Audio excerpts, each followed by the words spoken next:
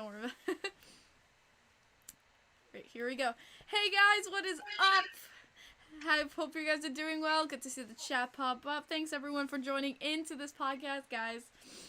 This was a very weird and interesting day. Not just in the hockey world, but also real world, but we'll get to that later. Guys, I am very excited for this pod. I am very, very excited for this podcast, guys, because not only do we get to talk about how twisted of a game that was tonight, we get to talk about the Islanders' 9-game winning streak, and we get to talk to one of the most passionate Devils fans I know tonight, guys. And I can't wait to introduce you to. So, first up, before we do anything, I think did Rocha just literally super chat me right now? Or is... Oh, no, the alert thing's not working tonight, so we shall turn it off. Streamlabs still can't get their shit together. Alright. So, first things first, before we do anything, we gotta do Snapple Fact of the Day. You guys know how it is. So, let's get that Snapple Fact. Oh my god, I can't open it. There it is. Okay. Snapple Fact of the Day. Ready, guys? A caterpillar has more muscles than a human. Now you know. Wow, we have a lot of muscles, too. Holy shit. Now you know that a caterpillar has more muscles than a human. And now, guys, I'm so excited to introduce my guest. He has been a great friend of mine for the past 2 years. I met him in Jersey. We've kept in touch, and he's one of my best friends in hockey. Guys, I want you guys to say hello to my friend Neil from the Devil's State of Mind podcast. What's up, guys? How we all doing? Kim, great to see you as always. Not the greatest time for me, trying to hold it in as much as I can right now. I'm sure every Islanders fan is loving my pain right now. Everybody is. Yeah, no, it's great to see you as always, Kim.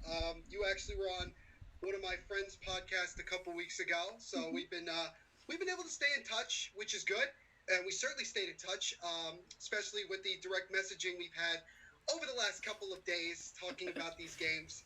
I think it was more of a therapy session for me than it really was anything else. Just trying not to completely lose my you-know-what. Oh my gosh. I'm just gonna double check. Everyone can hear Neil, like, fully, completely, right? I just want to double check that, because you are coming through my main mic. I just want to make sure, guys, give me the thumbs up that all audio is good, and then we can move on from there. Let me get that thumbs up, please. Okay, everyone's giving the thumbs up. Okay, awesome. Awesome. Great. At least something went right today.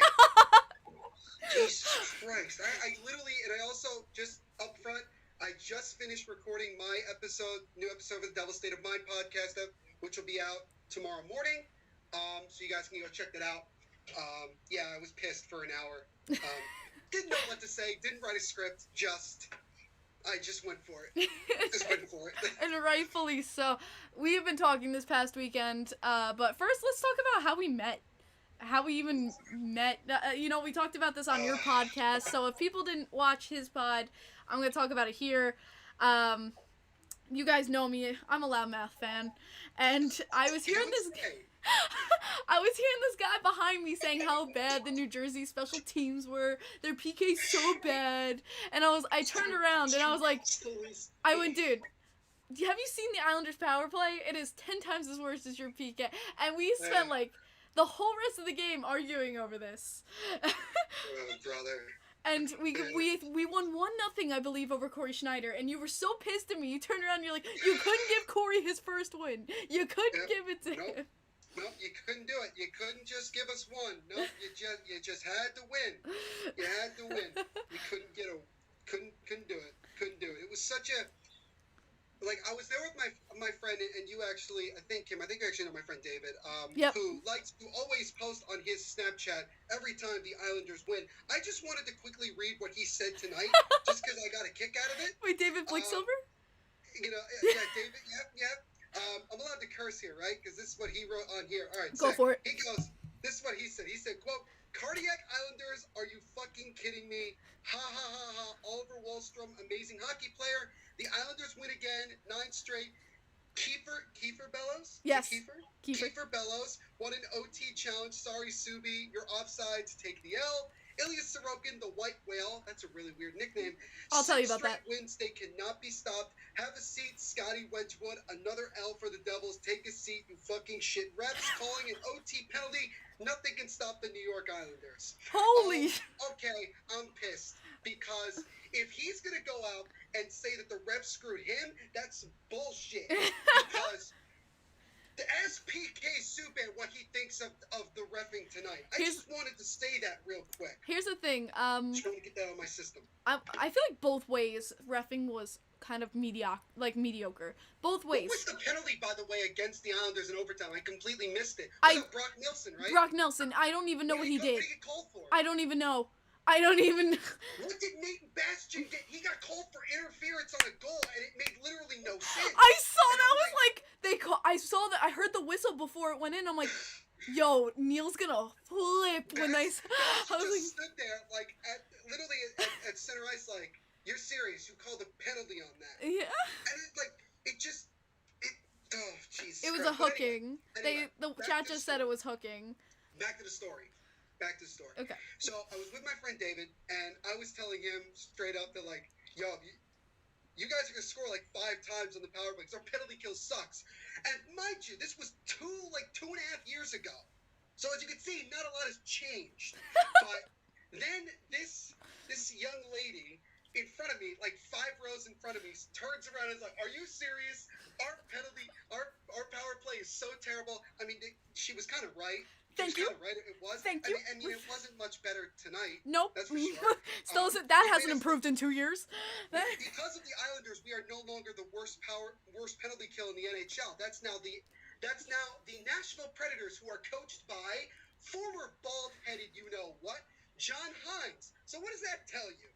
Anyway, but yes, we did lose that game 1-0, and we just kind of just started having a conversation. We literally sat next to one another the rest of the game. Yep. And that's just how we remain friends. And we've been, I've been on this podcast one other time. It took me like 45 minutes to get on it. Luckily, it didn't take me as long this time. Because I got a new laptop, so I'm happy about that. There we go. But we stayed in touch. She's been to the Prudential Center a few times when I've been there. I personally have not been to the island for a game in a couple of years.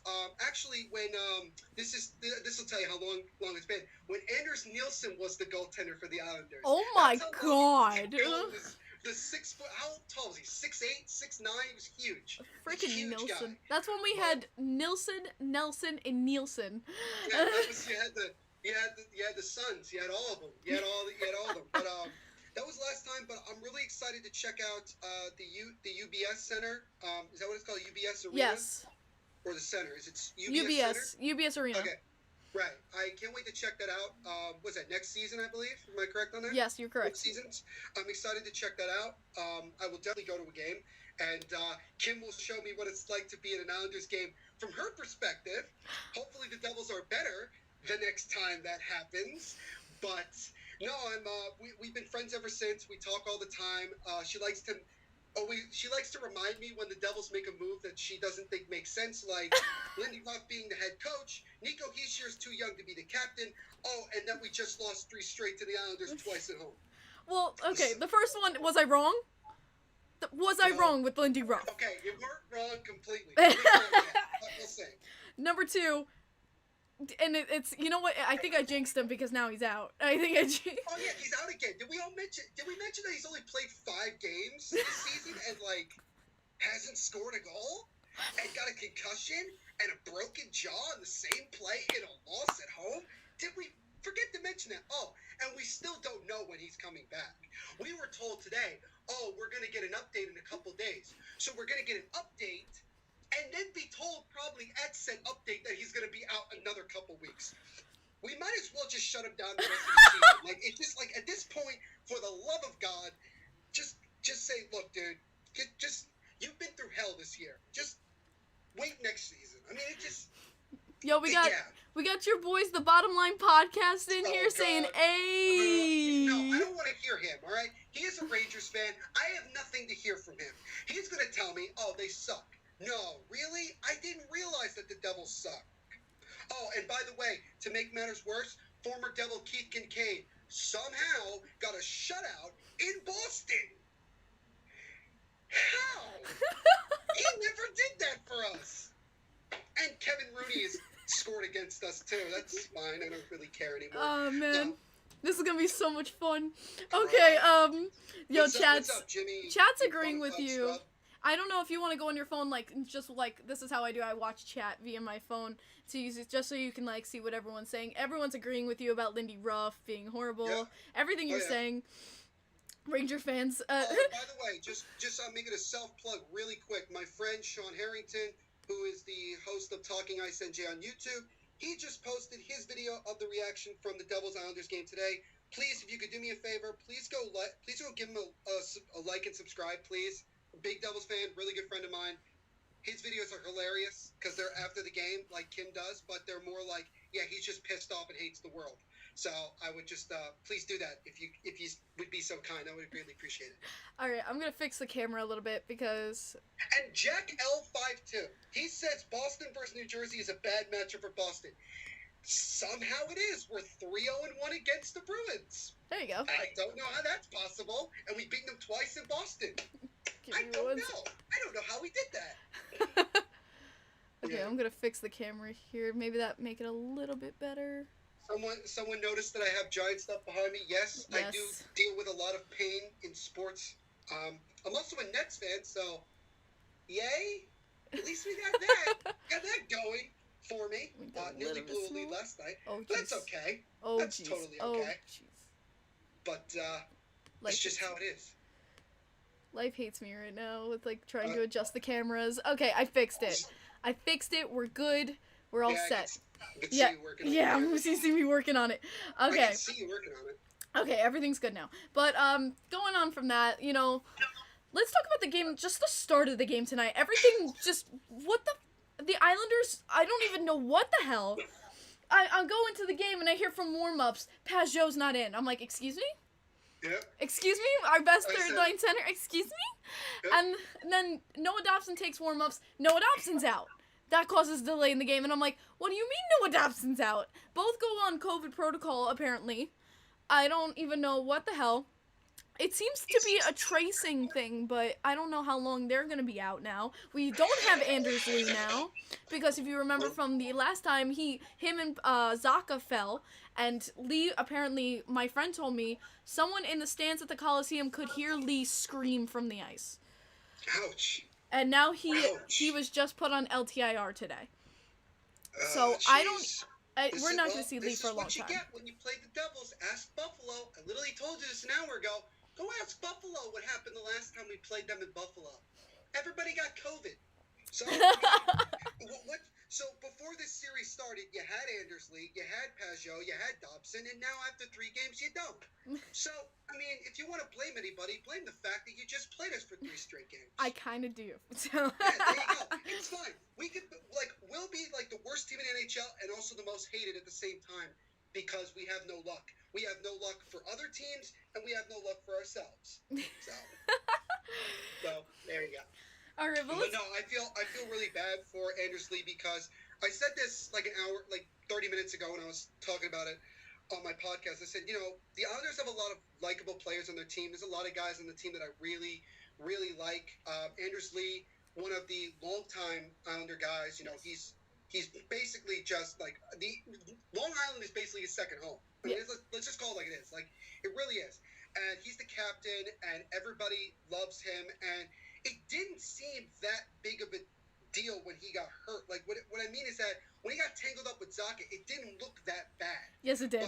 Yes, it did. At least from the Devils MSG broadcast, it didn't look that bad. Oh, it was certainly for us. Like, it was like, when you see your captain crawling, trying to get off the ice, it's bad. Yeah, I know that because when Heischer got hit in the face, in the mouth, in the head, he had to do the same thing. Yeah. So yes, I do know what you're talking about.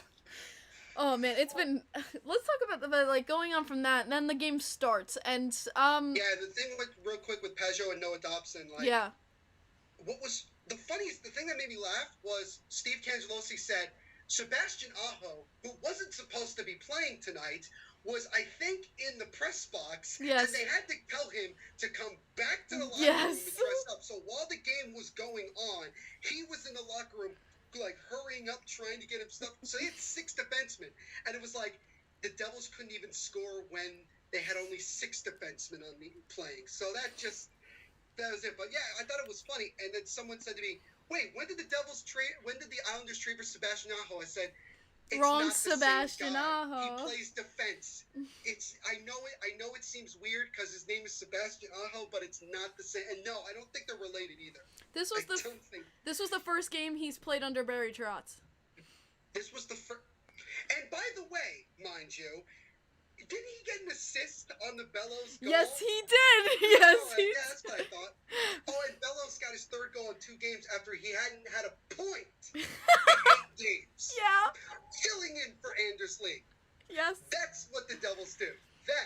Any Devils fan that might be watching this right now, you know damn well you've seen that before.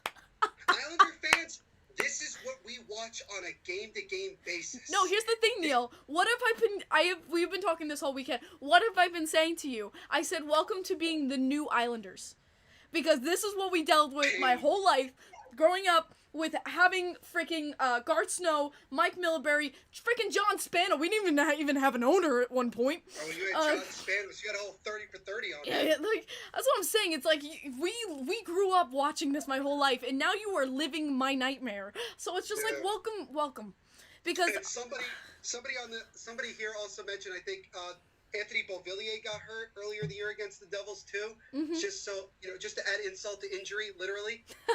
So... Anyway, but I started laughing hysterically when Bellows scored because I was like, yeah, this dude is gonna score he's gonna his whole career he's gonna have 50 goals and 40 of them are gonna be against the Devils because why not? It was just this dude had gotten a point in 8 games and then he comes into the lineup and he has 3 goals in 2 games. Buffalo fan says being a Sabres fan is way worse. Yeah, no, I mean, look, here's the thing. I constantly tell people, at least we're not Buffalo. And honestly, somebody tweeted this out. I don't know who, but whoever it was, God bless you. They tweeted out, it's going to be the Tank Bowl on Tuesday when we play Buffalo because it's literally the matchup of the 2 worst teams in the National Hockey League. I remember a couple weeks ago, we were like, well, at least we're not Ottawa. And then Ottawa goes and, does good things. Good for them. I like Ottawa. Did they win against the Leafs tonight? I think they won. They scored 2 goals in 7 seconds? Yeah, they did. Yeah, they won. They won 4-3. See, can you nobody can explain that to me. Ottawa beating Toronto after what? They got beat by Edmonton 6-0 a couple days ago. Yep.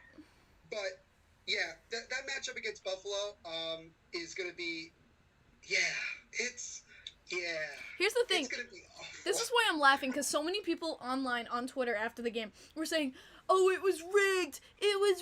Oh, the Islanders here. They were saying the Islanders, this win streak we have does not count because 7 out of 9 games we played were against you in Buffalo. And I went, Leafs tonight against Ottawa. They just lost 4-3 against, how many, the Lightning. They lost against, what horrible team? The Red Wings. Plus the Red Wings, yeah. That's true. You can play down to your opponent. You can, always lose a game. You can always lose even to an easy team. The Lightning and the Leafs are proof of that, and they're juggernauts. Look at us against Boston. We're 3-0-1 against Boston. So explain that to me. Look at Ottawa. Ottawa has won 6 games combined against Toronto and Montreal. How? This... Look, the Islanders' 9-game winning streak is legit, okay? It's legit. I said when the season began that I had the Islanders being one of the teams that had a shot at going to the Cup final. The other team I had is nowhere near that. I picked Vancouver. And oh, yeah, they were my dark horse, too. That didn't happen. I don't know. I think Jim Benning clearly should be fired. I don't know why they still have him. But Same thing with Kruger. Well, I mean, the thing with the Islanders is that they just play the style that the Devils played when they won cups. It's not pretty. It's not exciting from a millennial's perspective.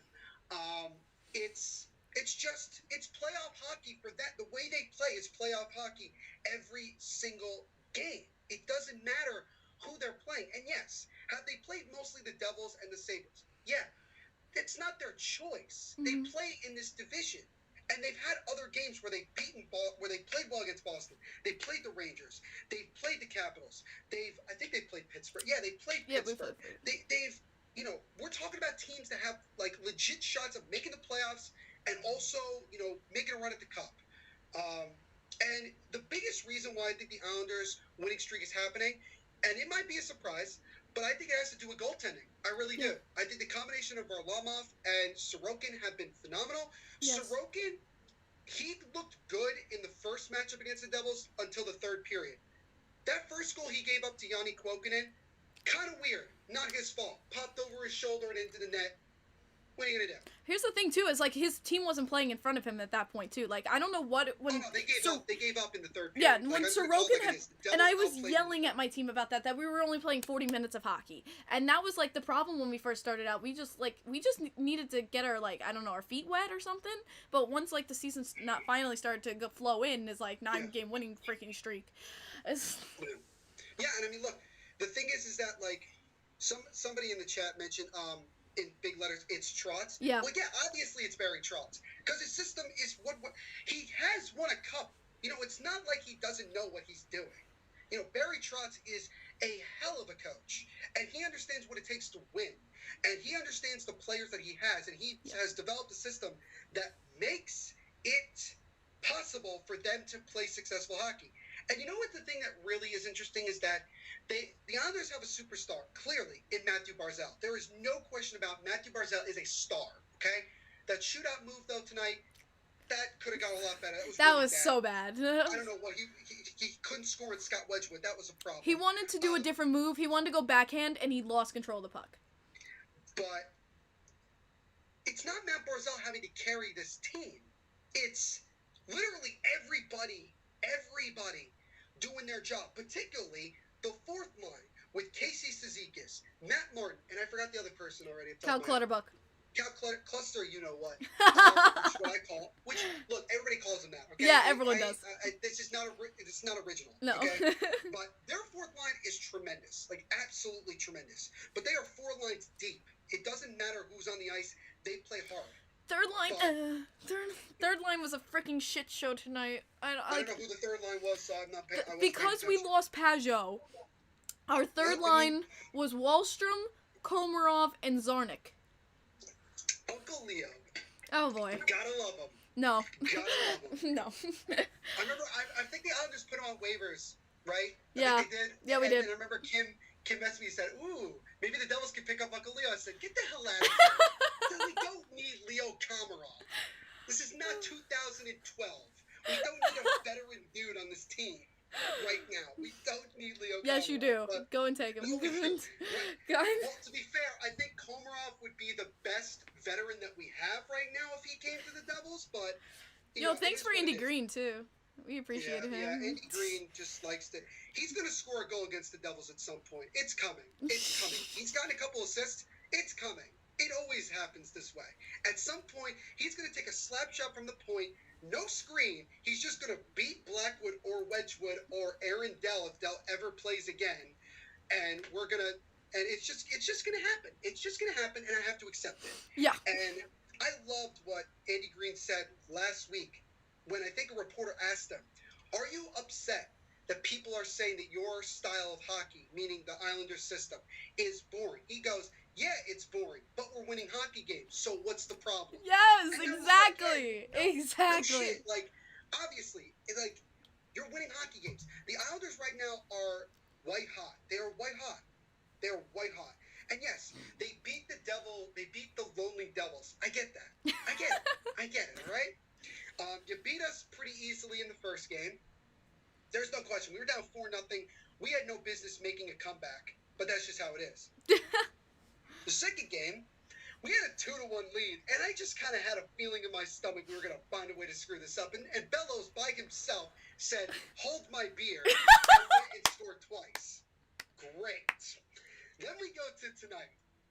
And when Bellows scored, I already knew we weren't winning, but I didn't know it was going to end that way. This was so weird. Like, and for any Devils fan, do you notice how the only guys that are making plays for our team are dudes that are just making the NHL this year? Yanni Kuokkanen, who now has goals in his last 3 games and has 5 goals on the season, is one of the most productive players right now on our team. Yep. Sharon Govich with an absolute chef's kiss type of snipe past Sorokin. It was beautiful. Sorokin had no shot of stopping that. That was a beautiful shot.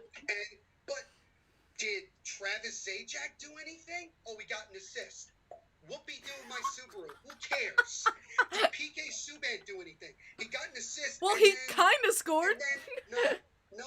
He supposedly won the game. Supposedly. And we'll get into that because I have a story. Yep. You should have seen my reaction, Kim. It was. I wish I was with you. That would have been my favorite thing in the world. Report. We gotta watch a game together, Yes, like that in would. person. We gotta, bro, I'd throw up watching the game. But Subban, like that. Okay, are we gonna talk? Like, I guess we'll get to that in just a minute, right? I guess we'll get to that goal at some point, or no goal. But like Subban, for the most part, this season literally has done nothing. Palmieri, I gotta be honest with you guys, the Devils just gotta trade him. I know he's not worth very much at this point, and I know he wants to stay in New Jersey, but he's just not pulling his weight. And maybe it has to do with COVID. Maybe because he had COVID, he's dealing with the after effects and he's just struggling. But he just, at moments, he just disappears. Yeah. He just completely disappears. And I know the Islanders are rumored. You know, I remember Puck Report and also Puck Empire both put out yesterday that the Islanders and Edmonton Oilers have called the Devils about Kyle Palmieri. I don't know. I mean, Kyle Palmieri would kind of fit into the system with Barry Trotz, but like, where would he fit? I don't want Kyle Palmer. I'm gonna be honest. I don't want Kyle Palmer. But I did hear that they're also interested in Taylor Hall. Why not? It would actually work. Yeah. You could put Taylor Hall on the third line, and it would be fine. I think that could work. He would do so well on the third line with Pageau. Absolutely. Mm-hmm. And I mean, what, $14 million he's making this year? I think the Islanders have the cap for it. I could be wrong. We just put Lee on LTIR. We have like $7 million from that. So it's just about seeing how we can squeeze that in. Well, they tried to squeeze it in with getting Zach Parise at the deadline last year, which I was like, whoa. I still remember that. I was texting you. I'm like, Kim, I think Lou thinks this is the Zach Parise from like 2012. Yeah, no, I was like, please don't. I was like, please don't. And then, like, if you look at Parise's contract, oh. Yeah, I remember when Elliot Friedman said blockbuster trade, like, for Zach Parise. I'm like, yeah, back in 2012, that's a blockbuster trade. Not in 2020. Yeah. But thank God that didn't happen. No, because the Islanders' cap situation, especially with how COVID has impacted teams, they would be in trouble. We would be so screwed. I don't think they would have gotten a deal done with Barzell. I know that. They would have had a lot of trouble with Barzell. Well, the way that Lou did it, it was perfect because it's right. It goes until Lad's contract ends, and then that gives us so much room. Is Lad still on the Islanders? I don't even know him. Yeah, he's on our farm team. Oh, good for him. Good for him. I forgot he still plays in the league. Yeah, I mean, it's. I feel bad that I don't know that, but. Oh, I know it because he's eating up like 80% of our cap space. Freaking no movement clause and a no trade clause. But look, getting a guy like Taylor Hall would make sense because he would. I think he would just because of Trotz's system. I think like Hall would be okay with not being this like dude that has to carry the damn team. He would be like, oh wait, I'm playing with like 8 other guys that can do way more than I can. So I'll just blend in with everyone else. And look, Hall could bring a scoring touch if he gets it going. Yeah. If he gets it going, you make your third line, all of a sudden you have 3 scoring lines. Yeah. That's ridiculous. That's like with the Nets getting, Kevin Durant, Kyrie Irving, and James Harden. It's like, how are you going to beat that? But also, yeah. And you were talking about Bellows before. Like, honestly, this was his time to, like, prove himself. Because, like, you were saying how he didn't do anything. He didn't do anything his first few games. I hate Bellows and I hate Wallstrom. Okay? I said it. I hate both of them.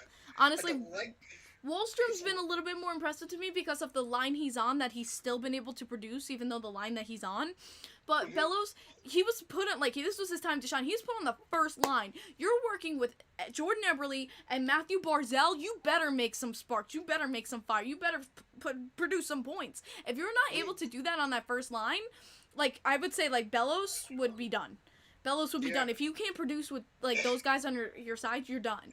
But he did. If Bellows keeps playing like this, right? If he keeps playing like this, and then Lee comes back, what do they do with Bellows? I'm curious to know what they would do in that situation. Take out Michael Del freaking Cole and put him with Wallstrom and Pageau. I remember when everyone thought Michael Del Cole was going to be, like, amazing, and he's just there. Yeah. Sometimes he's just there. And, I mean, I'm sure Islander fans don't like I would rather have Michael Del Cole, though, than Leo Komarov. I think anybody would like anyone other than Leo Komarov. Stonehands, yeah. Well, I mean, look, we all know that Lou Lamoriello liked Komarov when he was in Toronto. Yep. That's why he's here. Yep. This is like Lou. When Lou likes a player, he's going to find a way to get him at some point. Yeah. Like, look, Zajac. I'm talking about the Devil. Zajac will never go to the Islanders. I mean, the Devils were trying to trade him to the Islanders last year with Andy Green, but because Zajac has no trade clause, he said no. But you knew damn well that, like, Lou would be like, oh, yeah, we'd stick him on the fourth line or whatever and win face-offs. That's the only thing that worries me about Lou is I'm like, please don't do something stupid. Please don't do something stupid. Get a former Devil. Yeah, exactly. He would do it. Like, he would try to convince Kovalchuk to leave the KHL, come to the Islanders, and just play. Like, he would do that. He would do that. Because Lou is a very loyal guy. He has guys that he's super loyal to and he loves. And that's why he got Andy Green. Because Lou developed Andy Green.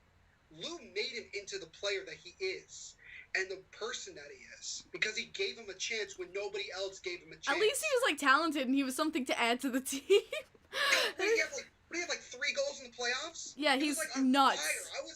I remember when he scored, I flipped out. I was like, he scored a goal in the playoffs. When did he ever do that? I was like Devils fans are like, when the fuck did he ever do that for us? Yeah, I saw those tweets. He only made it twice when he was with the team. I saw those tweets. That was amazing. Because he was like, oh, I could take a shot. He was like, But going into the game, I found this so funny, like, people saying, you know, like, honestly, reffing tonight sucked both ways. If you want to talk, it sucked both ways. At least they had more than one ref in this game. True. Right? Yeah. Not like last night where, like, they only had one ref. Yeah. Which I don't know how they could continue the game with only one ref. I don't know, but honestly, on both ways, I could see that, you know, taking that goal away from you guys on that interference call obviously was bullshit. Bullshit. Even on the other ways, like, Bailey going to the net, there was, like, twice where we were going to the net and we were blatantly hooked. Like, Bailey had to unhook himself just to get a shot off on that net, and it was too late by that point. But, you know, both ways, reffing really, really was abysmal tonight. There was a play, I forgot who it was. It might have been Matt Martin. Somebody ran into Wedgwood straight up. Oh, like, that was Komarov. It was Komarov. He skated right into Wedgwood. And that should have been a penalty. And I was, like, waiting for the penalty. And the ref was standing there, and he literally does nothing. And finally a whistle blows, but they go, oh, it's a hand pass. Yeah, it was a hand pass. If I was Wedgwood, I would have taken my stick and slashed the crap out of Komarov. I would have just slashed him right in the leg. And don't care. Because, like, it wasn't like Komarov was pushed into Wedgwood. He's just an idiot. Just skated into him. Yeah, and here's the thing is, like, they talked about in the Islanders broadcast, they literally talked, they were waiting for the call, and they're like, oh, well, they're just calling a hand pass. They're like, we got away with murder there. Yeah. I mean, and then it was just indicative of everything else. But this is where people are like, oh, it was rigged, and I'm like, okay, here's the bullshit. Overtime. Like, 8 seconds in, Subban comes in, scores. Even I was like, well, you know, it was fun while it lasted, you know? But then, when you look back, and you see the line, and you see the skates, it's obvious that it was offsides. How is it obvious? There was no definitive... Okay, this is where, like... I'm gonna give you the picture. I'm gonna get you the picture. I'm gonna get you the picture. Alright, we're gonna see the picture, and it's gonna show, like, honestly, it was by this much... And this is where it's like, if it's this much, there's no way they can overturn it. This is where I thought, okay, there's not enough evidence to really like make it completely clear that he's offside. So I thought, okay, they're just gonna give him the goal. But the longer that they were looking at it, I said to myself, they're gonna wave this off, aren't they? They're gonna really like wave this off. And I told some Devils fans, I said, look, here's the thing. When you're a bad team, you don't get calls like this. It doesn't go your way. When you're a good team, good calls happen because that's just what refs do. So we got screwed, yes, but at the same time, we're a bad team. We're not going to get that. We have to win games fair. Like, we have to win games fair and square. And what I mean by that is that there's no reviewing of anything. We win it like 3-2, right? And that's it. Like we win it, okay, we won fair and square, there was no controversy, blah, blah, blah. That's how we should win a game. We have found every way possible to lose this season, and I don't get it. I don't get this team. I don't get why we're so bad. I've literally run out of answers. But I forget, Subban's, like, he had to, like, Subban was trying to lean back because he knew he was over the line. But, well, no, they called it on Jesper Bratt. Oh, yeah, it was like... who was offsides. But even he was, like, close, though, and he, like, had to go backwards. But it's just, like, I couldn't find the picture. They only have the 2017 incident with him and the Preds. But, Yeah, let's go back 4 years ago. Anybody remembers that crap? But, basically, it like, when I remember watching it, it was offsides. Like, you can tell from the camera, it was. Everyone online was saying it was offsides, and, you know, I was expecting it to be overturned. That's why I kept the game on. And I disagreed with it wholeheartedly, and I told you about this, and I said it on my podcast. I personally believe that offsides is the dumbest rule in sports in general. Like, and not just hockey, but in soccer. It's really bad because we screw it up all the time. Not just like tonight, right? It's not just tonight. There have been hundreds of other times where they screwed it up. I remember the Sharks played Colorado in the playoffs 2 years ago. Yep. And the Avalanche scored first in Game 7. I think it was 7. Yeah, Game 7 in San Jose. They went back and reviewed it. And because Mikko Rantanen's skate was not fully off the ice when he was changing, they called offsides. And it was like, by that much? No, yeah. Like, it was just one of the many times it's like, see, this is the... And I don't know, I just like... To me, that was PK Subban's biggest moment as a Devil. Revanite said stop, because he's an Avs fan. He finally scored. Like, he finally did something that he was brought here to do. Score a big-time goal. And I'll tell you the story right now, straight up. When he scored, I didn't scream, I didn't yell. I just fell to my knees and fell flat on my face because I was like, I was just relieved. I'm like, oh, thank God. We know how to win a hockey game. We figured it out. And I got up for like 5 minutes, and I looked, and the Islanders, half of their bench was already in the locker room. Hell, they were already on the bus getting ready to go back to the island, but half of the bench was still there. And the Devils, half of their team was still on the ice. So I'm going, wait a minute. What's going on here? What did I miss? Like, what's going on? And the Islanders coaching staff is looking down at their thing, and they're talking to the ref, and I go, are they going to challenge this? And I'm like, what are they challenging it for? And I didn't think offsides. I was like, what, like, interfere? Like, I was thinking, like, something random. I'm like, what is Yeah, they did adjust the rule, John, but that was, like, 2 years ago, 3 years ago. But the ref comes and he says, the play's being reviewed for offsides, and I go, oh, no. Don't do this to me. I was like, every Devils fan online was like, don't do this. We're so close. Don't do it. And he comes back, and this SOB goes, no goal. And PK Subban, you should have seen his face. He goes... I did. Are you kidding me? Because he's been there before. He started laughing. It was just like you knew on the bench, they looked at each other. The guys looked at each other on the Devils bench and go, they can't buy a goal. We're not winning this game. We can't win. We cannot win. And but then the referees give you a power play in overtime. Compensatory call for the offsides goal. That was what it was. That was what that was. That was compensatory. But I love how people are like, it's rigged. You guys got a freaking power play in overtime, but it's rigged. What, Devils fans said it was rigged? Is that what they said? Yes. Yeah, I know. Yes. I know. Like, one of my friends was like, yo, we got host tonight. I'm going, yeah, Kinda. Honestly, but though, I just Honestly, started though, it laughing. was highway robbery. I do think the Islanders did some big highway robbery for you guys there, and then You messaged shootout. me. You messaged me an hour after the game saying, "Yo, we robbed you guys tonight." And I'm like, and so I just let it out. I just said, you know what? Fuck the refs. Can I read what you wrote to me? Can I please read what? Go ahead. Tell them what I said. I I'm gonna read all of the paragraphs that I told you the last. I was 48 hours. cracking up what you freaking sent. I lost it. Number one, when Wallstrom scored, I ran across my store because I was at work. I ran across my store to like go to my coworker, and I was like, "We won!"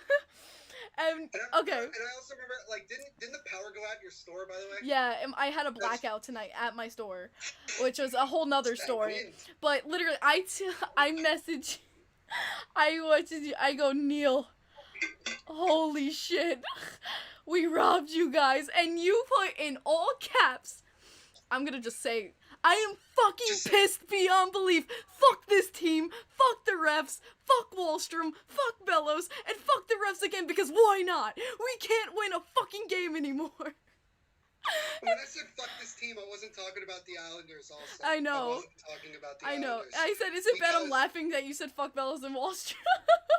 No, because I said fuck Bellows because it was one of those things like, he had scored a point in 8 games, comes into the lineup, gets a top line role, which I remember you said on Twitter, you said, Bellows on the first line, yo. Bellows was just like, he literally, like, he saw himself on the first line, he's like, all right, bet, watch this. Goes out and scores 2 goals. Scores another tonight. Oliver Wallstrom, who I picked up on fantasy, and I guess I should be somewhat happy, when he got the puck in the shootout, I said, this son of a bitch is going to go far side and in. I swear to God, he's going to beat Wedgwood. And he scored. And, like, my mom, God bless my mother. Shout out to Neil Villapiano, okay? Because here's the thing. She has to deal with me dropping F-bombs every game. Because this team does things to, like Stephen A, you know, when he talks about the Knicks, it's like, when I think about the Devils, it does things to me. It really does. But she sat there with me, and I had to hug her because I was just so, like, emotionally drained. I was just like, I was crying laughing. I was like, we can't win. We don't know how to win a hockey game anymore. We can't win for the life of us. And here is the bad thing. Islanders fans don't know this. Well, they may know this, but let me give you some really shocking statistics. Number one, we haven't won a game at home with fans in over a year. Yep. That's the first problem. Know that. Number two, when we lost in regulation yesterday, that made it 10 consecutive regulation losses at home, yep, which is a new record. The last time we did that was in 1985-86, the second year we became the New Jersey Devils. Shit. Understand how shitty that is. We are the definition of shit. Like, I know Buffalo is terrible. I get that. Totally get it, right? We all know this. But they do have Jack Eichel, and I feel bad that he's not hurt. anymore. He got randomly hurt against the Devils. Apparently something with his neck. Which apparently he got hurt against the Devils because we got that on everybody. When you play us, somebody important is going to get hurt. Oh, jeez. Somebody important. So, like, when we play Pittsburgh, I hope Sidney Crosby's wearing extra protection because he might not be healthy by the end of the week. Don't worry about it. You can't touch Sidney Crosby in the league, or else you get a penalty. You can't touch him. We can't touch a guy like Bellows. Otherwise, we give up a goal or 3. We can't do anything. It doesn't matter who's scoring, but you know, it just I'm so depressed. Like, doing these last couple episodes, if you guys listen to the Devil State of Mind podcast, and you haven't, like, if you want to laugh, if you're not a fan of the Devils, if you want to laugh, just listen to it, because you might laugh. Because I just sound so beaten down. I laugh because I know your pain. Yeah, you know my pain. Like, Islander fans, I think, you guys know my pain because you guys went through it. We lived through it, and it's fun to see someone else finally going through it, and except for us. Yeah, but it's like, what did we do? Like, personally, like, what did the Devils do to deserve that? Did we do something wrong to the NHL? Did we like hype ourselves up too much last year? Is that the issue? Here's the thing: is like the fans didn't do anything wrong. It's the people above you, and we went through this. Well, It's coaching. It's your GM. It's your ownership. Like it's all culminated into a big ball of shit. The thing is that I don't blame Tom Fitzgerald for this, because this is his first year of his term as the general manager. Yeah. He is trying to dig us out of the shithole that we're in. He's trying his best, and that's all he can do. Ray Shero is a big reason we're here right now. He made a lot of moves that were bad, like hiring John Hines. That was the worst move he ever made. I like how you guys. I remember when I talked to you about that, and you're like, "No, let's give him a chance. Let's give him a chance." Yeah, that was 3 years ago. And look where we're at now. Okay, first of all, I never really liked John Hines. Everybody knows that. Everybody knows that I used to call him he who shall not be named. Like, honestly, like, he was just, like, that bad to me. So when he went to Nashville, I started laughing my ass off. Yeah, you did. You're seeing, if you go to Nashville Twitter, honestly, type in #fire John Hines. Yeah, I know. It literally is trending on Twitter. Because the Predators are terrible because of John Hines. But that was a problem. We just couldn't develop anybody. Like, our young play, like, we drafted so poorly. We drafted Pavel Zacha over Mikko Rantanen and Matt Barzal. Okay? Thank you. I want everyone to know that. I want everyone to understand how bad our scouting was. It probably still is. Who knows? We drafted Michael McLeod, who is a scrub. Yeah. Is a scrub. We have guys on the fourth line that are just, they literally have Nathan Bastian, he's not going to do anything in the league. He took a stupid penalty, which wasn't even his fault. It was a weird call anyway tonight. And our best players are guys like, other than Jack Hughes and Nico Hischier, our best guys are like Yanni Kokkonen and Yegor Sharangovich. One, who we didn't even draft, we traded for, and two, the other dude was in the 6th round. Yeah. The 6th round. And we are just trying to figure out how to dig our asses out of this hole and try to become half decent again. We're not even half decent of a team. And here was the thing that embarrassed me the most tonight. Because I respect the Islanders a lot for this, because I've seen this. Islander fans go out in waves to road games, particularly in the New York metropolitan area. There were more Islanders fans at this game this weekend than there were Devils fans. What does that tell you? That tells you two things. One, because tickets are cheap, let's just call it like it is, Islanders fans will gladly pay $60, I guess. That's what I paid. That's what I paid. But, they will gladly pay that instead of going to, like, Madison Square Garden. I don't blame you. Oh, yeah. I really don't blame you. Oh, yeah. Don't blame you at all. But the Islanders are also good. And Islanders fans are going to be out in waves cheering on their team. The Devils they suck. I'm just going to call it like it is. We suck. We are not good. And I told Devils fans this before. The biggest reason I'm not going to games is for my family's health. Yep. That's why I'm not going. I remember I asked you, you're going to be there, and honestly, I told you, it's an honorable decision. And my friend was like, hey, do you want to go to a Devil? He had tickets to tonight's game. Oh, thank God you weren't there. Bro, I would have punched this hole in one of the seats if I was there. I would have broken my fist in the concrete had I been there. But I'm glad I wasn't. But I also said on my podcast, I said, guys, why do you want to go? Like, I understand, like, being a fan of your team and sticking by them no matter what. That's what I'm doing. I watch every game. I know we're terrible, but I still sit there and watch every single game. I live tweet every single game. Yep. I do it. But it is not worth your time, nor your money, nor your health, for that matter, and your sanity to go see this team find new ways to lose these games. New ways. And you know what? Here's the funny thing for Islanders fans. You want to get a kick out of this? You know when was the last time the Devils won a home game? January 24th of this year, we shut out the Islanders 2-0. You know who the goalie was that day? Scott Wedgwood. Woodwood, yep. So we thought maybe, just maybe, with Scott Wedgwood in net, we'd find a freaking way to win this game. And Wedgwood made 3 or 4 saves, point blank. I remember, I think it was Josh Bailey or Villiers had it in a sharp angle. Yeah, no, he made a fantastic save against Josh Bailey. Josh Bailey had a wide open net, and Wedgwood just got across. And I said, Wedgwood is doing everything in his power to win this game. He wants to win it. They all want to win it.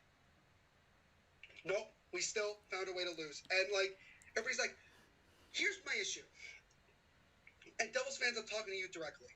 And maybe I'm talking to hockey fans in general, but Devils fans in more particularly. Stop trying to put a positive note on these losses because it's not working. Stop looking at the positives of, we got a point against the Islanders. We still lost the game. We still had a chance to win. We should have won the game. We didn't win. We had a 2-1 lead last night and lost the game. We were down 4-0, made a small comeback, but still lost the game. We came back a week ago against the Capitals, down 3 goals, forced overtime, still lost the game. The moral victories don't mean jack shit anymore because we're not a good team. We're not finding ways to win. We're learning how to lose. It doesn't matter anymore. That's the issue, ladies and gentlemen. It doesn't matter anymore. I feel like it's just about finding how to fix all of this. We get a point.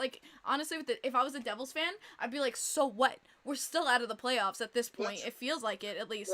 We're still out of the playoffs. Why do we care about points anymore? We should be focusing on how the freak do we just get out of the L category and switch it to a W. And when I heard the stat tonight that you guys haven't won since late January, January 20. I was like, a month without winning a game. I went, what? I looked at it knowing, no way. That is absolutely not true. Yeah, no, it's true. It's as true as anything. And I was just like, look, the biggest thing is simply this. The organization itself as a whole is just okay with being this way. Yeah. They're just okay. They have a much more sexy commodity in the Philadelphia 76ers, who are one of the best teams in the National Basketball Association. Somebody tried to explain, it took a couple years and, trust the process for the 76ers to get good. I said, yeah? Well, guess what? During that time, the only commodity of the damn ownership was your team. And you didn't even own the team until, I believe, 2019, when they were already starting to get good. So I don't want to hear that. The reality is that Joshua Harris and David Blitzer do not and will not care about this team from a winning standpoint. And everybody says, sell the team this, sell the team that. They have no reason to sell the team. No. What is their incentive to selling this team? The only way we sell this team is that if somebody comes along and gives this company a huge amount of money to say, I want to buy the team. Spano? Yeah, sure. All you need to make your full, all you need to do is to make your full Islanders trilogy is you need, an owner that's broke. And you just need another, bad GM to just, come walk in and be like, I will fix this team. Well, I hope it's not Tom Fitzgerald because I've liked a lot of the things that he's said and a lot of the things that he's done. I don't fault him for this mess because it really isn't his fault. I just said this an hour ago, and I still gotta edit it and all that stuff, but I'll get to that later. I think massive changes need to happen. No, yeah, definitely. I think we're at that point. I know that seems unreasonable. I know people want to say, when you're a building team, it's not good to constantly fire and hire coaches. It certainly is when results are not changing. Yeah. If this keeps happening, how does Lindy Ruff stay on? How do you go through this whole thing? And I know they went through 16 days without playing because of COVID. They've had injuries to star players like Nico Hischier. I get all that.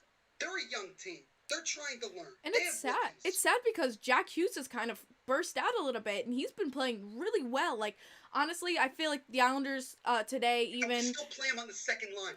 Jack Hughes is playing very well, yet we like to have guys like Miles Wood play above him. And I know Miles Wood is the leading goal scorer, but it's Miles fucking Wood. This dude is a third, fourth liner, period. He's got good speed. Not a top 6 winger. Yeah. He's not. I'm sorry. Devils fans, some Devils fan tweeted this out, and God bless him for tweeting it out. We need to stop growing so attached to these players, especially when they don't do anything in this league. I got attached a little bit to Nikita Gusev last year because of how he played the second half of the season. Played great. This man has disappeared. Yeah. He's nothing. He whiffed, what, 4 times in this game? He whiffed 4 times on the power play? We should have scored 5 times in overtime because of the amount of chances that Gusev had. Yeah. You know, we have guys, people love Zaka. Why? Zaka had a 10-game point streak. Great. Guess what?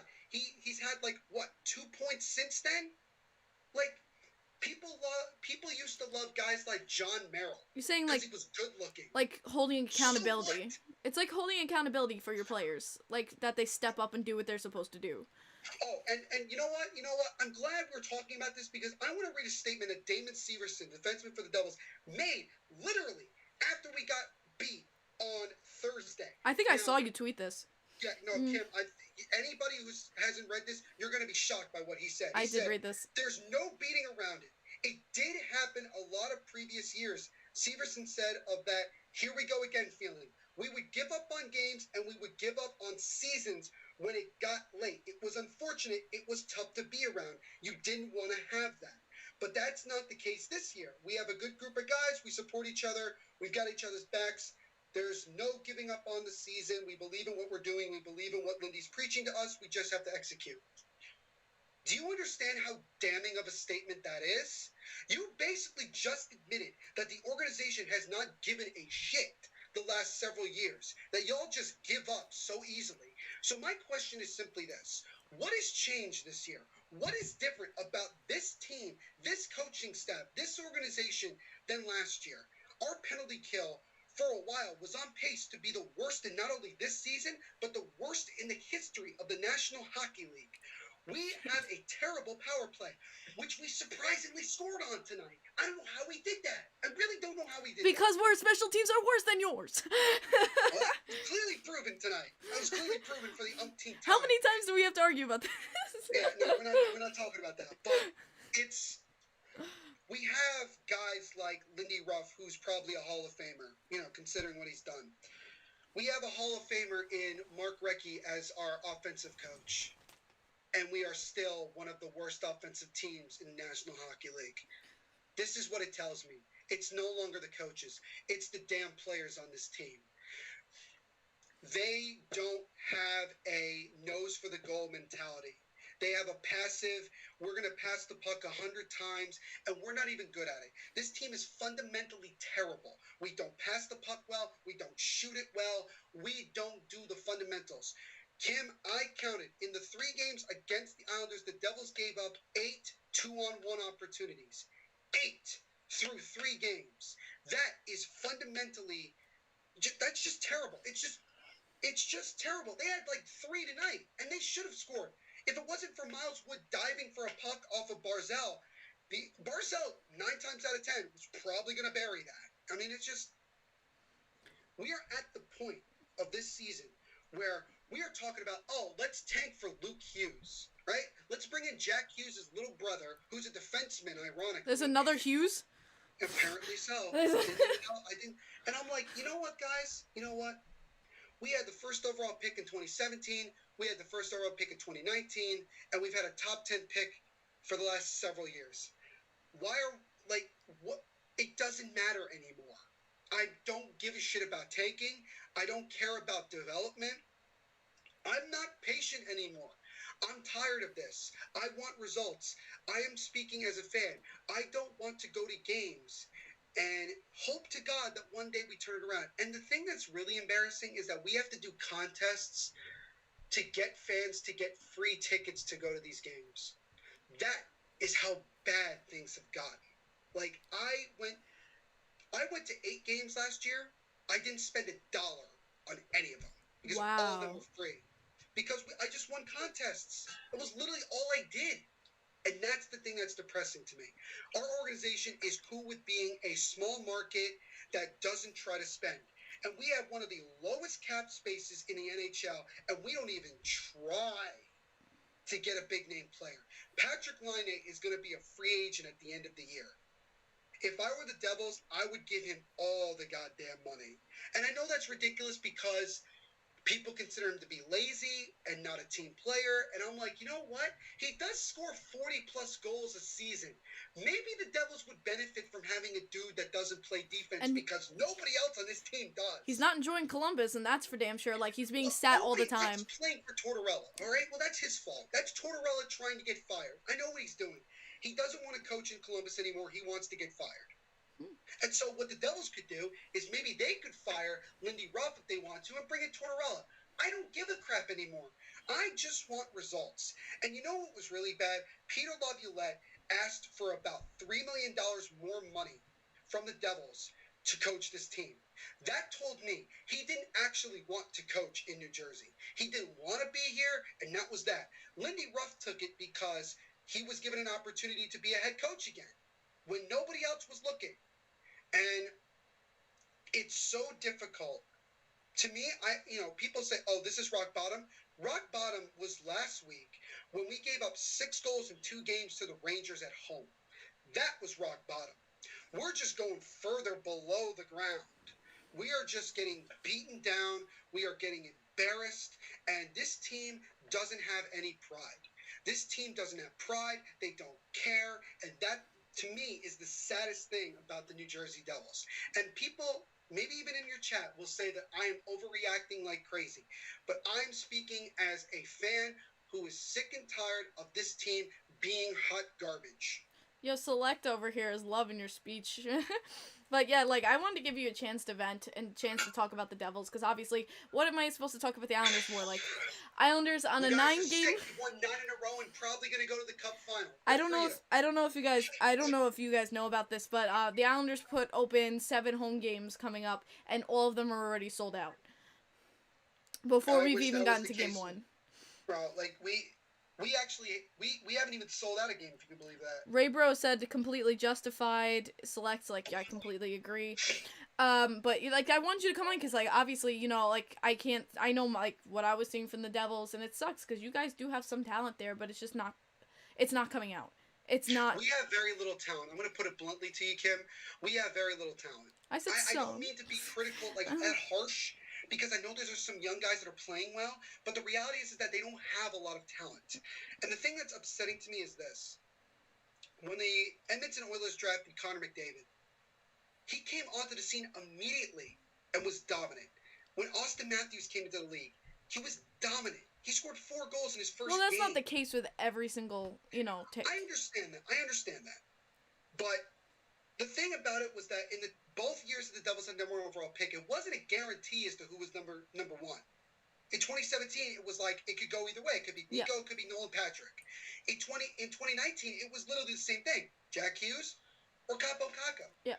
To me, what I think I get so envious of from other teams is that they seem to have players that jump onto the scene and are immediately dominant. And the one guy that stands out to me is who's probably going to win Rookie of the Year, and that is Kirill the Thrill Kaprizov. I mean, this dude is on fire. He had a hat trick last night. Yeah. And like, I don't think Nico nor Jack Hughes have gotten close to that in their careers.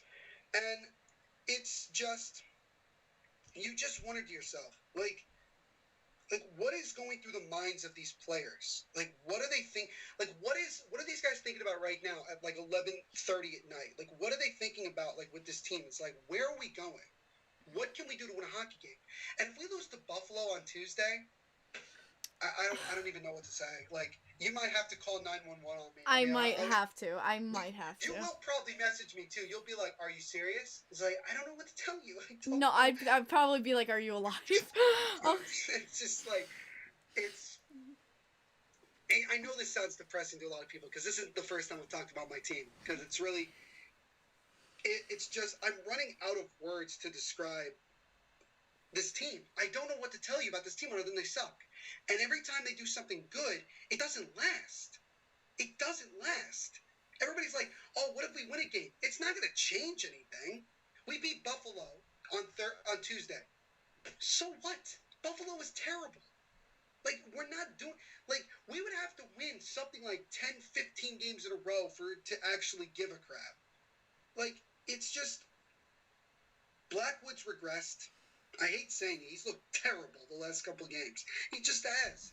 Wedgwood is done as well. He did as well as he could tonight. He tried hard. He really tried.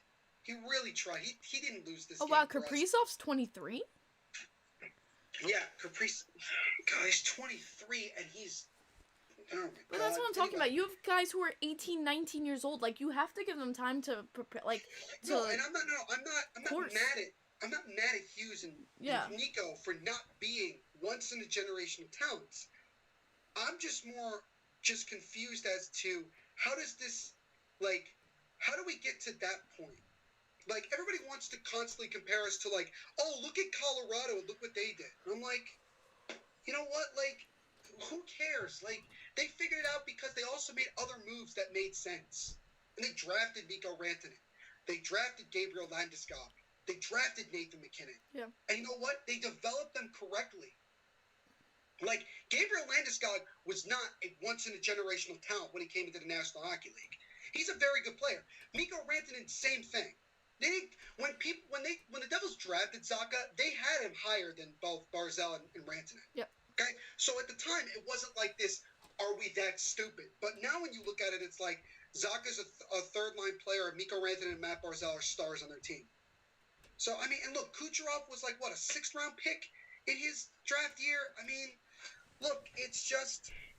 I know, it's frustrating. We're stagnant. We're just stagnant. A lot of these players are stagnant in their development, and the biggest issue for us, and it's going to sound like an excuse, but here's the thing. We play every other day and back-to-back on weekends. We have very little time to practice. We have very little time to rest, and we play in the toughest... And I just want to say this because you told me people were saying this to... Did you see it? I sent it to you on Twitter. People were saying the East was the easiest division. I was like, you are full of S if you think... You're full shit if you think the East is the easiest. If Edmonton and Toronto, if they played the East Division, they would not be number 1 and number 2. They would be like 4 and 5. Because Boston and even the Flyers and the Islanders and the Capitals... They're all cooking with gas. Well, maybe not the Flyers as much, especially with Carter Hart completely going south. Insane. I don't know what has happened to Carter Hart. But anyway. That's good for us. And look, that's good for the United States because if Blackwood and Carter Hart are not doing well, 2022 comes along, they might not do well in the Olympics. Maybe we have a shot. Pray to God. But, you know, it's just... The whole thing is simply that the East Division is what I call the division of death. As us Devils fans, we evaluated who we're playing this division, we're like, yeah, we're screwed. Like, because we know we're a young team, we're not gonna win a lot of games. But the problem with this season is simply this, Kim. It would have been okay if we played the way we're playing right now at the beginning of the season, because then we would have expected it.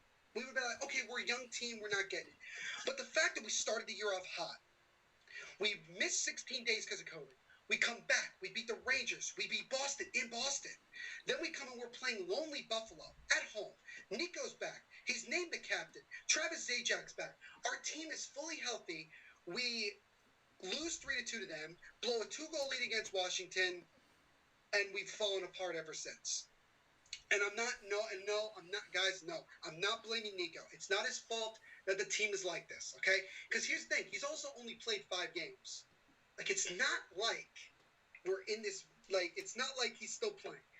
The whole thing is simply that the Devils' mindset emotionally and psychologically is that they do not believe that they can win, and they are always like, here we go again. So everything Damon Severson said is still the same thing. Once they get into that mindset, they're stuck. And this is where the veterans of this team need to go. Severson, Subban, Travis Zajac, Paul Mary, these guys who have been here for 4 or 5 years need to get the hell out of here because they are the biggest reason that we are this way because they have created a mentality. Lindy Ruff and Tom Fitzgerald were saying, I want leaders to show themselves as the season goes along. Who is the leader of this team anymore? It can't be Nico because he's hurt. So who's stepping up? Not PK. And honestly, to me, Nico is a little bit too young to be sent in this. The only reason why I'm okay with it is because it's one of those things where he'll grow into it. But he can't grow into it when he's on IR. Yeah. We don't know when he's coming back. We're being told, oh, we'll get an update in a couple days. What is a couple days to you people? 4, 5 days from now? Yeah. Are we going to be told, like, randomly that he's just going to be, like, I would rather they just come up and be like, yeah, we're shutting him down for the rest of the season. It's like, okay, then we don't have to keep sitting around and waiting. You know, when is he going to come back? When is he going to come back? It's like, you know, when Taylor Hall got hurt halfway through 2 seasons ago and was like, and they kept saying, oh, he's coming back, he's coming back, coming back. He missed the last 39 games of the season. Mike Camilleri, same thing. He missed 50 games in one season because of a random injury. But you know what? We're on this hot streak right now, and, you know, everything. That's why I'm so freaking worried about Pageau and Dobson. I'm really hoping it's just like they're just cycling through names kind of thing where they're calling backwards, because we are versing. This is like, everyone's like, oh, the Islanders are on a hot streak. I'm concerned right now. And you're like, why the fuck are you concerned? We have a 9-game winning streak. We've had points in the last, like, 12 games. Because Tuesday we versed the Capitals. The Capitals are right on our asses in the being right on your ass. Yeah. They are. It's always 2 points. They keep winning and we keep winning, and they just are not letting up on us. So Tuesday's game is so essential to the New York Islanders, and if we don't have one of our top line defensemen and Pageau, who really just keeps that third line together and creates, you know, so many good plays. He's a PK player. He scored the shorty on Buffalo. He's such an essential player to the team. He gets all the, you know, he's also not in just like on play, but in mentality with the team. To lose those 2 players going into Tuesday scares the crap out of me. If they're not back, like, I'm insanely worried. I'm gonna say, if we don't have them back Tuesday, we will lose. We will lose, because the way we play tonight against any other team, it's just, no offense, but like, is not acceptable to me. We played god awful. We should have scored 6 to 7 times during the game. And, you know, I give it to Wedgwood in your defense because they stopped it. But, like, sometimes, like, the Bailey goal, the Bailey shot, that could have gone past Wedgwood, but he put it right at his chest. Yeah. If Blackwood was in the net, that was probably going in. But I hate being at the Blackwood because I love Blackwood, but it's just like... The Islanders' performance tonight, that's why I'm, like, saying it was highway robbery, because we played like dog shit. The Islanders played horribly, and part of that is due to the fact, number one, we lost our captain. Yeah. You know, he's gone. I'm saying he's done for the rest of the season. I'm not even worried about. He's on LTIR. Lee's gone. I know he's insanely hurt. And then to lose Pageau and Dobson in like 2 seconds out of nowhere, and not have any updates as to, you know, are they in quarantine? Are they coming back? It's frustrating. It's frustrating, especially since Tuesday's game is insanely important. I think the Islanders said that they were not going to comment on it at any for the rest of the night. I don't think they commented on it, so maybe tomorrow they'll give us an update on them. I hope they're doing okay, because, you know, obviously it's always a scary thing. It was a scary thing for us because, look, I had a bunch of people ask me, like, you know, your whole team has COVID? I go, yeah, pretty much. Like, that's, like, it wasn't like one person had COVID and everyone was just, like, exposed and that's how it was. No, literally, like, half of our team, or like 3/4 of our team, had the virus. Yeah. So it's a scary thing. Yeah. It's a scary, and maybe people could say that could be a reason why the Devils are playing the way that they're playing, because they're still dealing with that. That could be a reason. But, you know, look, the thing with, like, the Islanders is that the reason why they've been able, you know, when you're a good team, you still find ways to win even when you're not playing your best. So, yeah, the Islanders haven't blown the hell out. You know, the best game that they played out of 3 was the first one. Yeah. For the first 40 minutes. Yeah. Third period, that was kind of like, you know. The Islanders were, like, kicking back. We're like, we have a 4-0 lead. Who cares? Right. Sorokin's going to get a shutout again. You know, no, like, I hate when they do that. I hate when they do that. Right. And nobody likes that. And I know how hard it is, like, from the human standpoint, to not lay back when you have a big lead like that. But at the same time, the second game, the Islanders didn't turn it on until the third period. Nope. Well, Bellows didn't turn it on until the third period. The kids showed up and went, we want to play. Well, that's what I'm saying. Like, the difference between a good team and a bad team is simply that, do you still find ways to win the game even if you're not playing well? The Devils have not found a way to do that because they are a bad team. They haven't learned how to win these games. They don't know how to face this adversity. They don't know what to, like, when they face this adversity, they give up. Like, I hate saying this. I've seen it. Last night, in the game on Saturday, we gave up in the third period. When Bella scored the tying goal, that was it. We gave up. Yeah. We did not try to come back in Yeah. the game. We did not. Yeah. Tonight, we gave up after we got the goal call. And it's like, oh, but you had a power play after that. We had like 3 shots. That like, and all of them were point blank. Where Sorokin just literally just like, yep, I got it, no problem. Like Gusev missed the net 4 times.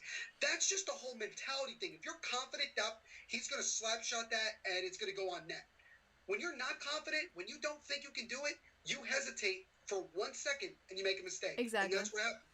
And that's what it was tonight. And that's what it's been this season for me. And it's really difficult to continue to watch because it's like one of those things where it's like, well, even if they win, am I supposed to, like, I'm not in a situation where I'm like, oh, I want them to keep losing so that they tank. I don't want to tank. The only reason I would want to see them lose, which I never want to see them lose, but the only reason I want to see them lose is that it forces somebody to make a decision. It forces a change to actually happen. And, look, Lindy Ruff has a great resume. He did a lot of great things in Buffalo, and he did a lot of great things in Dallas. I just think the game has passed him by. He's in his 70s now, and I think maybe he just doesn't understand the NHL game nowadays. I'm not saying we need to go get another young, inexperienced coach. I think we need to get into somebody like here's an example. I forgot the name of the coach, but look at the head coach of Chicago. He's what, 32, 33? He's like a young dude, and he gets it. Like, I know Chicago's not great, they're rebuilding, but he's still like doing well. And hell, they made the 2014 playoff and won their playing round against Edmonton. Someone said it's Colliton. Colliton, thank you, David, appreciate it. Yeah. David Colliton. Yep. Yeah, David Colliton. That's like somebody like that. You know who I think would be not a head coach, but who would be good? Bryce Salvador. If anybody watches the Devils games, Bryce Salvador is smart. He knows what's going on. He knows what needs to be fixed. He knows what the Devils need to do.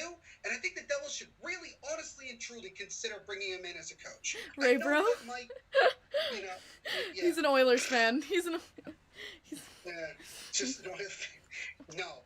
Yeah, I don't trust any Oiler coaches. I'm sorry. Like, it hasn't worked before. Jay says hi. And it's not even gonna, it's not gonna work. But, no, it's just... Having that quality coach in there. And that's why when we got Barry Trotz, I was like, ah! Oh, yeah, my dad is a huge Barry Trotz guy. Huge guy. He liked him when he was in Nashville. Yeah. Huge guy. And he said, damn, the Islanders got a good one. I said, yeah, because Lou knows what the hell he's doing. And I said, if Lou was still in New Jersey, we probably would have Barry Trotz. We probably would have Matt Barzal. You ever think, I'm not saying we'd have, everybody on the Islanders. Shut up, Isaiah. We have a team like that.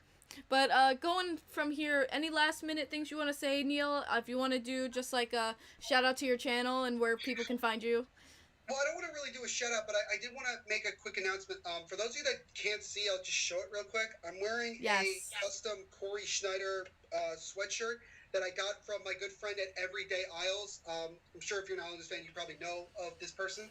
He has a Bonfire account where he sells a bunch of Islander merchandise, and he was selling these sweatshirts, and the proceeds went to the Corey Schneider GoFundMe page, and Kim had the pleasure of retweeting it, which helped out a lot because it got to a lot of people. I'm glad. And a lot of people shared it and donated to the GoFundMe. In case somebody didn't know, a couple weeks ago, Corey Schneider's nephew tragically died in a house fire, and he was only 14 years of age. And also, they lost their entire home, so the family really didn't have anything. And Corey and Jill Schneider both put out a GoFundMe page asking for donations or to just share it and everything. And I shared it. I shared it from you. Yeah, and I heard that Corey was put on long-term IR or something like that, and I was like, oh, I hope he's okay. Was he? And then I found out, somebody from the Devils, one of my Devils friends told me, said that was why. Yeah. That happened. Everyone was wondering why because he wasn't hurt. Right. Nobody could figure out, and it was kind of disappointing because I kind of want to. I mean, it might not happen, but I would like to see maybe one time Corey play against the Devils. I think that would be fun. I would enjoy that. Thank you, Jeremy. I appreciate that, man. But I am pleased to say that they were looking for $150,000. We have gone over that, and we are now at $160,000. So, to anybody who's watching this that happened to have seen it, either on my account or somebody else's, thank you so much for sharing it or donating or anything. It means a lot to me because I never wanted to make it about me. I wanted to help Corey because for those people that don't know, Marty Brodeur will always be my favorite Devil. There's no question about it. Greatest goaltender to ever live. But when I was really getting into the Devils and really watching them, like after 2012 and everything, Corey Schneider was my guy. I loved him. Being a former goalie myself, big fan. Always felt like he got screwed over by the fans. I felt like they were really harsh on him, especially when he wasn't winning and he was getting screwed. But he always was a consummate pro. He did everything the right way. And it really, I actually got kind of like teary-eyed when the Devils announced that they had bought him out in the offseason. Even though I knew it was coming, I still was kind of like disappointed because I thought maybe they'd give him one more shot to do it. But Corey's, I've never had the chance to meet him. And maybe I hope one day that I do get the chance to meet him. He's a great guy when I told, but I really love it, and I just, like I said, I really appreciate that anybody that went out there and did, did that. It was just great. And I think somebody asked me what my social media accounts I'm sharing are. it right now. I have a bunch, so I'll try to. I'm copying your main, like the Neil profile. Do you want me to do the other one? Yeah, no, I can tell everybody if that makes it easier. So, Yeah, I'm gonna post his Twitter link for you guys. Yeah, so you can follow me on Twitter at Devil's State, also on Instagram at Devil's State of Mind, and also on our Facebook page. We post new episodes every Monday and Thursday, so I have an episode coming out tomorrow, so you guys can go check that out. And you can follow me on my personal accounts on Twitter at The NVP Show, THENVPSHOW, and also on Instagram at NVPQB11. And the last thing, because I like to self-plug a lot, I wrote 2 books. Kim knows about them. Yes, you did. I did write 2 books, and one of them was about the Jets, the New York Jets, and one of them was about the New York Mets. The first one is Meet the Mets Mess, the REGRETS of New York Town. Just talks about the regrets of being a Mets fan. And the other one is called JETS, Pain, Pain, Pain, which is about the pain and suffering of being a Jets fan. So both of those are on Amazon. Just search my name, Neil Villapiano, and you'll find both of those books. Go check them out. If you're a Jets fan or a Mets fan, go check them out. I would really appreciate it. And yeah, that's pretty much it. And Kim, thank you again for having me on. It's always a pleasure. Dude, thank you for coming. Long enough since it's nearly. I know midnight. I know I And messaged still- you late, and- but I and was like, still I gotta have get him to, on. I still have to edit and set up my episode, so I got to do that. But thank you so much for having me on today. I really appreciate it. Dude, you said it so freaking well tonight. I think, Devils fans are gonna be like, I think Select in here is a Devils fan because everything you were saying, he was like, yes, I do not have a perfect. Discord, by the way, ladies and gentlemen. I do not have a Discord. I apologize for that. But So- he's an awesome guy, guys. If you want to go follow him, like, obviously you can see how ecstatic he is for his Devils, and he really, really cares. Thank you, Prince Chicken Wings, for the 1. Appreciate it, man. But he's so ecstatic about his Devils, and he's honestly, like, going to a game with him is one of the funniest things in the world. Yeah, and if any of you guys ever see me, like, at a game, just don't be afraid to come by and say hi. You can even sit with me if I have seats and just hang out. No, he's so I just- personal. He took I a love- girl who was yelling back at him, and we sat together. And Yeah, I mean, I'm a pretty easygoing guy. I love to talk hockey. I love to talk sports in general. So, I mean, if you want to talk about any sport, we can. And, yeah, don't be afraid to say hi. Yeah, absolutely. Thank you so much for joining me tonight, guys. Thank you so much, guys, for joining me for this pod. This was definitely a lot of fun. I've learned a lot about the Devils tonight, honestly. Thank you, Andrew, for the Canadian 1, man. Thank you so much. But, Nice. guys, thank you to Neil. Thank you guys for showing up. I'm not gonna be live this Tuesday. I'm going to be working at the hospital this Tuesday, so I'm not gonna be Shout able out to to do. the essential workers like Kim, by the way. Shout out I'm to not all of them. I'm a student. I don't care. I'm saying thank you anyway. You still do a great job. I don't care what you do. But I'm gonna be at that. I'll be live tweeting during that game, at least trying to get some things in there. I'll be watching via my Apple Watch, and then Thursday I will be expect Friday for me to be coming out. Bless you, by the way. I think you sneezed. I cough, but Okay. I still appreciate it. Friday, the vlog should be coming out on my channel of going to the first game back to Nassau Coliseum. So I will be uploading that for you guys. So be ready for that vlog coming Friday, and then another pod coming Sunday. So thank you, Neil, again. I will see you guys next week. Say bye. See you guys.